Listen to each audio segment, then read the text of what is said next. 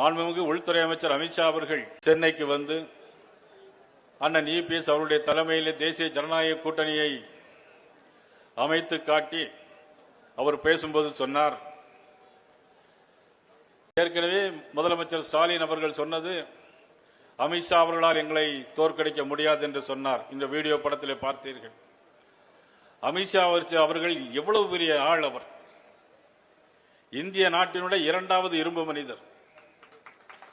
சர்தார் வல்லபாய் பட்டேலுக்கு பிறகு வந்த இரும்பு மனிதர்.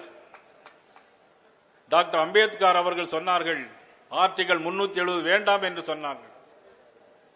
ஆனால் அன்றைக்கு இருந்த காங்கிரஸ் கட்சி ஆர்டிகல் 370 கொண்டு வந்தார். யாராலும் முடியாத காரியத்தை, 75 ஆண்டுகளாக முடியாத காரியத்தை முடித்து காட்டியவர் அமித்ஷா அவர்கள். ஆர்டிகல் 370 எடுத்து காட்டியவர். அவரை பார்த்து நீங்கள் கேட்கிறீர்கள், உண்மைதான். அவர்களே பதில் சொன்னார்கள், என்னால் நான் திமுகவை தோற்கடிக்க மாட்டேன், தமிழக மக்களே திமுகவை தோற்கடிப்பார் என்று சொன்னார்.